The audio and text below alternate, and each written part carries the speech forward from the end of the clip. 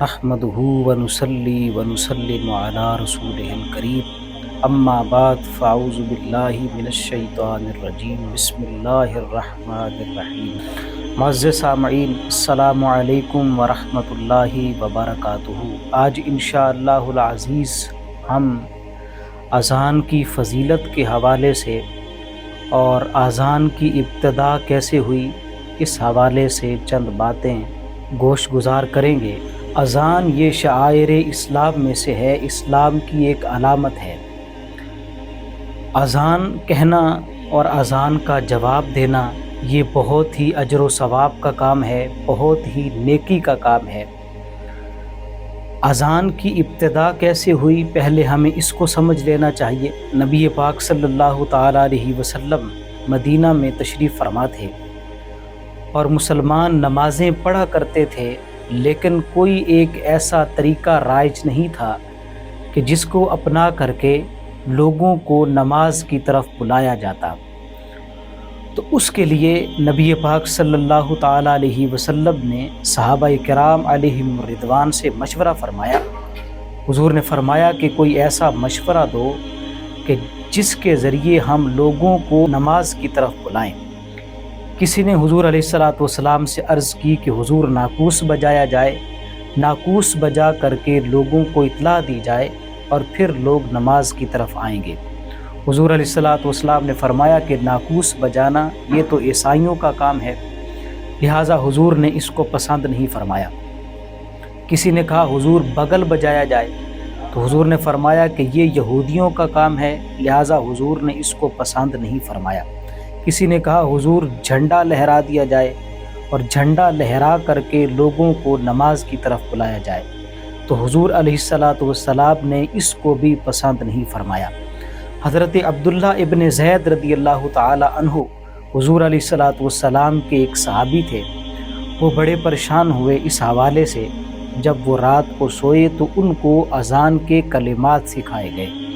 صبح وہ حضور علیہ السلام کی بارگاہ میں حاضر ہوئے اور عرض کرنے لگے، یا رسول اللہ صلی اللہ تعالیٰ علیہ وسلم، میں رات کو سویا تو مجھے خواب میں کچھ کلمات سکھائے گئے ہیں، تو کیا میں آپ کے سامنے وہ عرض نہ کر دوں؟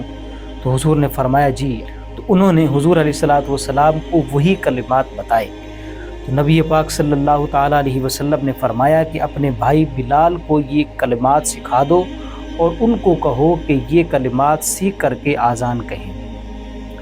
تو اذان کا پہلے کوئی طریقہ رائج نہیں تھا، اور بعد میں یہ طریقہ حضور علیہ السلام کو بتایا گیا اور پھر اس کو رائج کیا گیا۔ تو یہ ہے اذان کی ابتدا، یعنی اذان شروع کیسے ہوئی، اذان کا آغاز کیسے ہوا۔ اب ہمیں اذان کی فضیلت کو سمجھنا ہوگا کہ اذان کی فضیلت کتنی ہے۔ بہت ساری احادیث رسول صلی اللہ تعالیٰ علیہ وسلم ہیں اس حوالے سے کہ جس میں بتایا گیا اذان کی فضیلت کو۔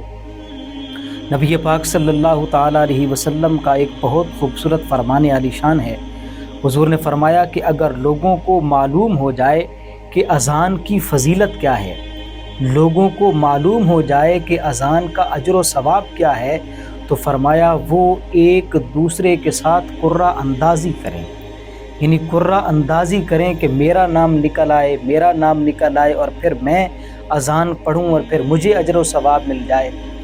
اذان کی یہ فضیلت ہے۔ اور ایک روایت میں یہ بیان کیا گیا کہ اگر لوگوں کو معلوم ہو جائے کہ اذان کی فضیلت کیا ہے، اذان کا اجر و ثواب کیا ہے، تو فرمایا وہ ایک دوسرے کے اوپر تلواریں چلائیں، وہ ایک دوسرے کے اوپر تلواریں چلائیں کہ مجھے اذان کا موقع ملنا چاہیے، میں اذان پڑھوں گا تاکہ یہ اجر و ثواب میرے حصے میں شامل ہو جائے۔ تو اذان کی اتنی زیادہ فضیلت بیان کی گئی ہے۔ اسی طرح اذان کی آواز جہاں تک پہنچتی ہے ہر چیز اس بندے کے بارے میں گواہی دے گی۔ نبی پاک صلی اللہ تعالیٰ علیہ وسلم نے فرمایا کہ جہاں تک اذان کی آواز پہنچتی ہے، چاہے وہ پتھر تک پہنچے، چاہے وہ درخت تک پہنچے، چاہے وہ کسی ریت کے ذرے تک پہنچے، چاہے مٹی کے ڈھیلے تک پہنچے، حضور نے فرمایا جہاں تک اذان کی آواز پہنچتی ہے، فرمایا وہ چیز اس بندے کے بارے میں قیامت کے دن گواہی دے گی۔ اتنی اذان کی فضیلت ہے۔ حضرت عبد الرحمن بن صعصع اپنے والد سے روایت کرتے ہیں، کہتے ہیں کہ حضرت ابو سعید خدری رضی اللہ تعالی عنہ نے ان سے فرمایا کہ آپ جنگل میں رہنا پسند کرتے ہیں تو وہاں پہ آپ اونچی آواز سے اذان پڑھا کریں اور پھر نماز پڑھا کریں۔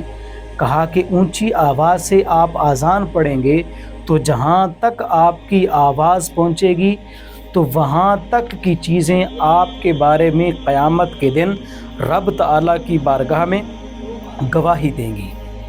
اذان کی اتنی زیادہ فضیلت ہے کہ جہاں تک آواز پہنچتی ہے قیامت کے دن وہ ساری چیزیں اس بندے کے بارے میں گواہی دیں گی۔ اسی طرح اذان دینے والوں کا جو پروٹوکول ہوگا قیامت کے دن وہ بھی بڑا دیدنی ہوگا۔ مطلب کیا معلوم ہوا کہ جو لوگ اللہ تبارک و تعالیٰ کی طرف لوگوں کو بلاتے ہیں، اللہ تبارک و تعالیٰ ان کے سر ہمیشہ بلند رکھتا ہے۔ جو لوگ اللہ کی طرف لوگوں کو بلاتے ہیں، اللہ تبارک و تعالیٰ دنیا میں بھی انہیں عزتیں عطا فرماتا ہے اور کل قیامت کے دن بھی اللہ تبارک و تعالیٰ ان لوگوں کو عزتوں کی مسندوں پہ بٹھائے گا۔ فرمایا مؤذنین، اذان دینے والے، قیامت کے دن ان کی گردنیں سب لوگوں سے بلند ہوں گی کیونکہ ان کا مقام اور ان کا مرتبہ اتنا زیادہ ہے۔ اسی طرح اذان پڑھنا، اذان دینا، یہ اللہ تبارک و تعالیٰ کی رضا چاہنے کا ایک بہت بڑا ذریعہ ہے۔ جو لوگ اذان دیتے ہیں، اللہ تبارک و تعالیٰ کی طرف بلاتے ہیں لوگوں کو، اللہ تبارک و تعالیٰ ان سے خوش ہوتا ہے، اور اللہ جن سے خوش ہو تو پھر اللہ تبارک و تعالیٰ ان کو اپنی جنت میں جگہ عطا فرمائے گا۔ حضور نبی رحمت صلی اللہ تعالیٰ علیہ وسلم نے فرمایا کہ جو بندہ 12 سال تک اللہ تبارک و تعالیٰ کی رضا چاہنے کے لیے اذان پڑھے تو حضور نے فرمایا اللہ تبارک و تعالیٰ کی جنت اس بندے کے اوپر واجب ہو جاتی ہے، اور فرمایا کہ ہر اذان کے بدلے میں اسے 60 نیکیاں ملتی ہیں اور ہر تکبیر کے بدلے میں اسے 30 نیکیاں ملتی ہیں۔ اذان کی اتنی زیادہ فضیلت بیان کی گئی۔ جہاں تک اذان کی آواز پہنچتی ہے، یہ بات آپ ذہن نشین رکھیں، جہاں تک اذان کی آواز پہنچتی ہے وہاں تک کے گھر، وہاں کے محلات، وہاں کی بستیاں، وہاں کے لوگ، وہاں کے جانور، وہ زمینی اور آسمانی بلیات سے، مصائب سے وہ دور رہتے ہیں۔ حضور علیہ الصلوۃ والسلام نے فرمایا کہ جہاں پہ صبح کو اذان دی جاتی ہے تو شام تک وہاں کی بستی اللہ تبارک و تعالیٰ کی حفاظت میں رہتی ہے، اور فرمایا کہ جہاں پہ شام کو اذان دی جاتی ہے تو صبح تک وہ بستی اللہ تبارک و تعالیٰ کی حفاظت میں رہتی ہے۔ تو یہ تو فضیلت تھی اذان دینے کی۔ اب آپ فضیلت سن لیجئے، اذان کے جواب کی بھی بہت زیادہ فضیلت ہے۔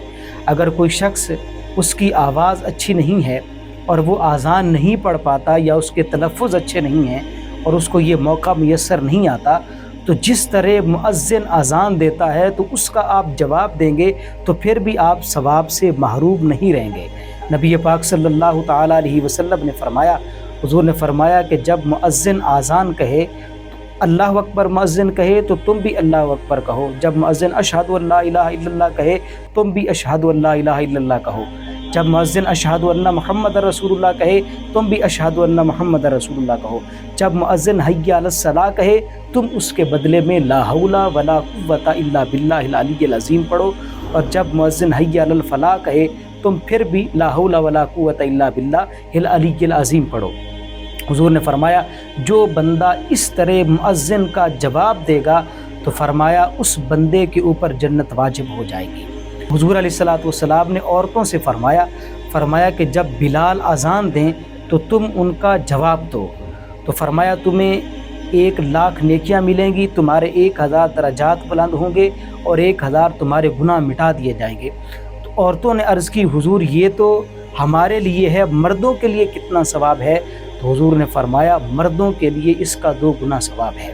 اللہ تبارک و تعالیٰ کی بارگاہ میں دعا ہے کہ اللہ جل شانہ ہمیں شعائر اسلام کا احترام کرنے کی توفیق نصیب فرمائے، اور حضور نبی رحمت صلی اللہ تعالیٰ علیہ وسلم کا عشق، حضور علیہ الصلوۃ والسلام کی سیرت طیبہ کے مطابق اپنی زندگیوں کو ڈھالنے کی توفیق نصیب فرمائے۔ وما علینا الا البلاغ المبین۔